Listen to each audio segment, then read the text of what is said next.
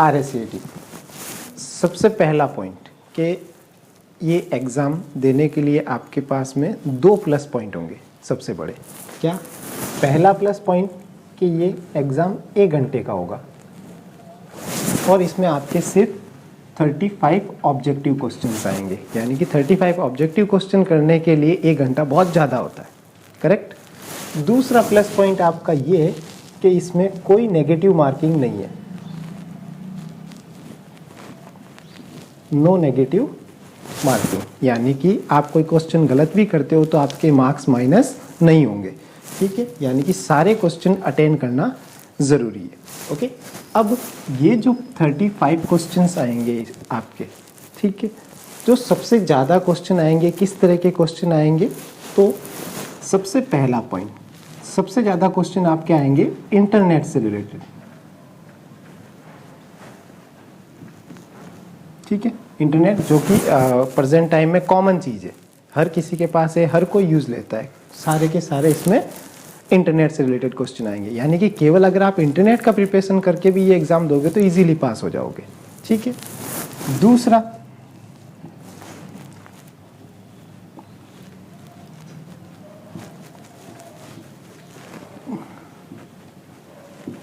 कम से कम 4-5 क्वेश्चन आपके इसमें कॉमन सेंस के होंगे। कॉमन सेंस यानी कि अगर एटलीस्ट अभी आप एग्ज़ाम दो तो भी आप इजीली 4-5 क्वेश्चन सही कर दोगे। कैसे? क्योंकि वो कॉमन सेंस के होंगे। कॉमन सेंस यानी जो रीजनली हम देखते हैं, पढ़ते हैं, सुनते हैं। जैसे फॉर एग्जांपल एक बार क्वेश्चन आया था कि शब्दों या अक्षरों के नीचे खींची जाने वाली लाइन को क्या कहते हैं? अंडरलाइन। अब ये कॉमन सेंस का क्वेश्चन है। आप लोग फेसबुक, इंस्टाग्राम, व्हाट्सअप वगैरह यूज़ करते हो तो ये सब क्या है? Social networking sites. तो ये भी कॉमन सेंस है, आप रेगुलर अपन यूज़ करते हैं। ठीक है, उसके अलावा भी जैसे नॉर्मली पूछा जाता है जो अपन स्कूल में सीखते हैं डॉक्यूमेंटेशन वगैरह बनाने के लिए, तो वो भी कॉमन सेंस की बातें हैं। जैसे शब्दों या अक्षरों की लंबाई और चौड़ाई को क्या कहते हैं? साइज। ओके,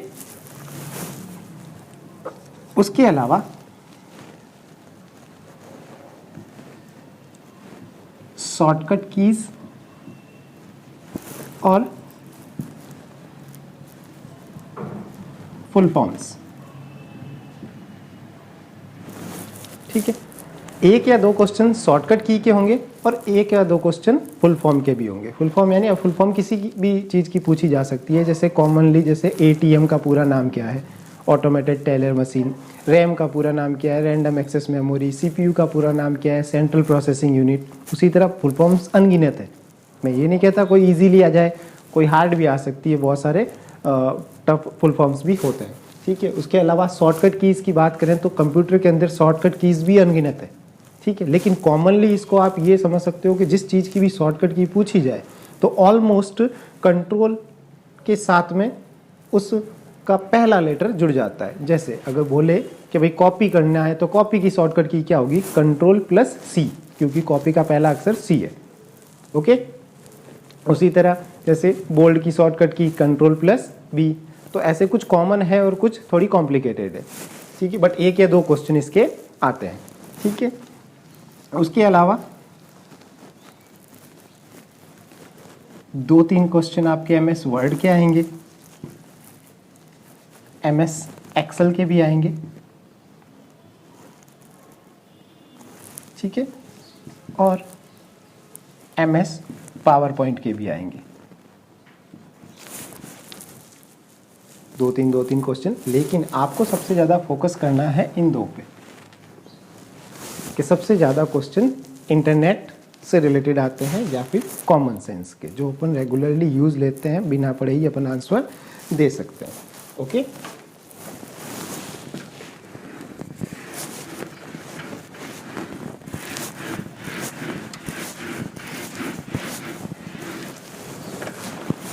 दूसरा, अब आपके पास में 35 क्वेश्चंस होंगे सॉल्व करने के लिए। पेपर आपके हिंदी और इंग्लिश दोनों में ही होगा। ठीक है, एक तरफ इंग्लिश में क्वेश्चन होंगे और एक तरफ हिंदी में होंगे। ठीक है, और अगर कोई मिस्टेक होती है क्वेश्चन में या कोई गलत छप जाता है तो इंग्लिश वाले क्वेश्चन को प्रायोरिटी दी जाएगी, वो सही होना चाहिए। ओके, अब इन 35 में से पास होने के लिए आपको एटलीस्ट 14 क्वेश्चन राइट करने हैं। 35 में से 14 क्वेश्चन आपको एकदम करेक्ट करने हैं तो आप पास हो। अगर 14 की जगह अगर 13 सवाल होते हैं तो भी फेल। ठीक है, दूसरा अपने पास प्लस पॉइंट क्या है, 1 घंटा अपने को मिलेगा, तो 35 सवाल अपन आराम से 1 घंटे में रीड आउट करके उनका जवाब दे सकते हैं। ठीक है, दूसरा नो नेगेटिव मार्किंग, यानी कि एक भी क्वेश्चन अपने को छोड़ना नहीं है, चाहे गलत भी करो करना है। क्यों, माइनस मार्किंग इससे होगा नहीं। ठीक है, तो यहाँ पर मैं आपको एक सिंपली ट्रिक बता रहा हूँ, उस ट्रिक के अनुसार अगर आप ये पेपर सॉल्व करोगे तो ईजीली आप इसमें पास हो जाओगे 101%। बट आपको उस ट्रिक के अनुसार चलना है। कैसे, सपोज आपके सामने 35 क्वेश्चन हैं, ठीक है, लेकिन 35 क्वेश्चन में से मैं ये मानता हूँ कि अपन लोग कम से कम 7-8 क्वेश्चन तो इसमें करेक्ट कर सकते हैं ना, इतना तो अपने को आता है। क्यों, कॉमन सेंस एक छोटा सा एग्जाम है, बेसिक नॉलेज स्कूल में सीखते हैं, हर जगह सीखते हैं। ठीक है, तो यहाँ पर सपोज दैट कि आपको 35 में से 7 या 8 क्वेश्चन आते हैं। आपने पूरा पेपर देख लिया, 35 के 35 सवाल देख लिया, अब उसमें से 7 या 8 क्वेश्चन आपको परफेक्ट आने चाहिए। क्या है, ये 100% मेरा आंसर सही है।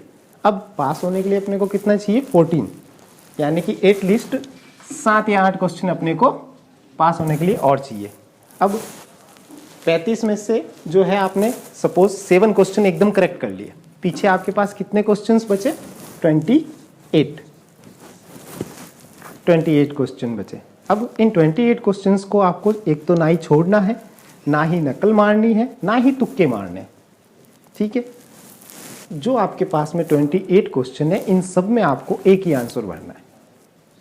ठीक है, कैसे, सपोज अपन अब ये 28 क्वेश्चन है, 28 क्वेश्चन में से अपने को क्वेश्चन जैसे 7 अपन ने एकदम एग्जैक्ट कर लिया।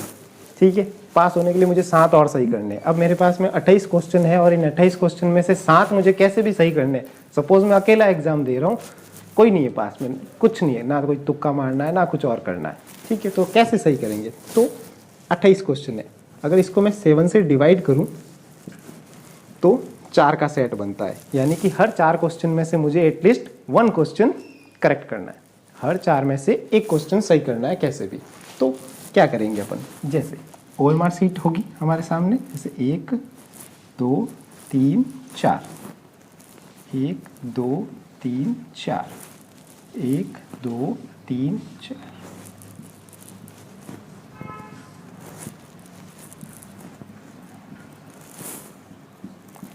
ABCD। ठीक है, सपोज ये 4 क्वेश्चन हमारे पास में, ये चारों क्वेश्चन मुझे नहीं आते।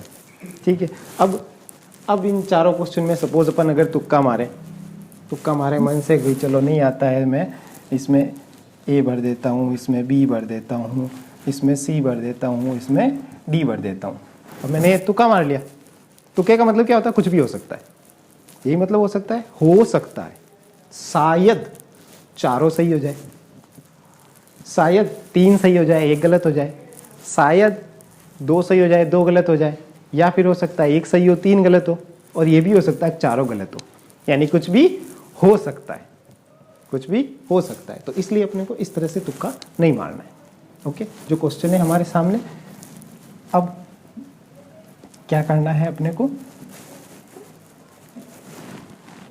जो पीछे के एग्जाम अब तक हुए हैं उनमें अगर देखा जाए तो जितने भी क्वेश्चन, जितने भी पेपर्स हुए हैं, उन सब में सबसे ज़्यादा क्वेश्चन का आंसर D या C होता है, और सबसे कम का आंसर होता है B और A, यानी कि एटलीस्ट A B आंसर होगा सपोज 30%। 30% क्वेश्चन, 35 में से 30% क्वेश्चन का आंसर A या B होगा, और 70% क्वेश्चन का आंसर C या D होगा। यानी कि 35 में से जितने भी क्वेश्चन आपने करेक्ट किए, भले जरूरी नहीं है यहाँ पे 7-8 क्वेश्चन ही करेक्ट करो, ज़्यादा भी करो कोई तकलीफ नहीं है, बट इससे कम नहीं होना चाहिए, तो ही इस ट्रिक में इजीली पास होगे। ओके, तो यहाँ पर पीछे जितने भी क्वेश्चन हैं उन सब में एक आंसर भर दो, जैसे मैंने भर दिया D। अब मुझे ये चारों क्वेश्चन नहीं आते थे, मैंने चारों में D भर दिया, अब ऐसे 4-4 के मेरे पास में टोटल कितने सेट हैं, 7 सेट है, मुझे 7 क्वेश्चन ही सही चाहिए। तो यहाँ पर इन चारों में जब चेक करेंगे तो हो सकता है चारों गलत हो, लेकिन 99% ये एक 4 में से एक तो 100% सही होगा। एक तो सही होगा, नहीं तो तुक्के में क्या होता था कि हो सकता है चारों सही भी हो जाए, कुछ भी गलत हो जाए, आधे सही हो जाए, आधे गलत हो जाए, लेकिन इस ट्रिक में आपके कम से कम एक क्वेश्चन तो करेक्ट निकलेगा। क्यों? क्योंकि पीछे मैंने 28 क्वेश्चन बचे, सब 28 में मैंने डी भर दिया, तो उन 28 में से 7 क्वेश्चन तो ऐसे होंगे जिनका आंसर डी होगा, या सपोज करो सी भर दिया तो 7 क्वेश्चन तो ऐसे होंगे जिनका आंसर सी होगा। तो 7 आप पहले से कर चुके हो, 7 इसमें से सही हो गए, ये लो निकल गए। ओके, आए आप समझ में? जी।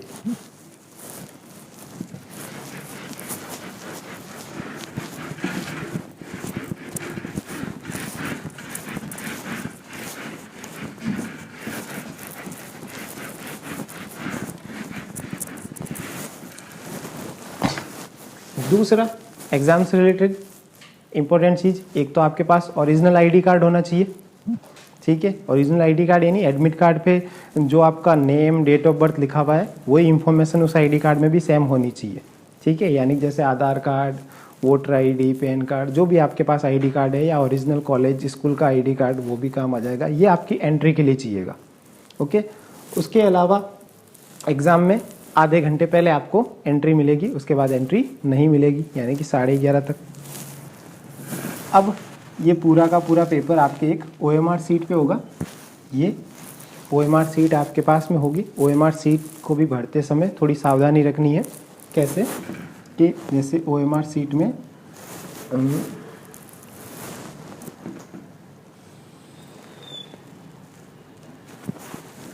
OMR सीट में जैसे नॉर्मली रोल नंबर पूछा जाएगा तो इस तरीके से गोले होंगे,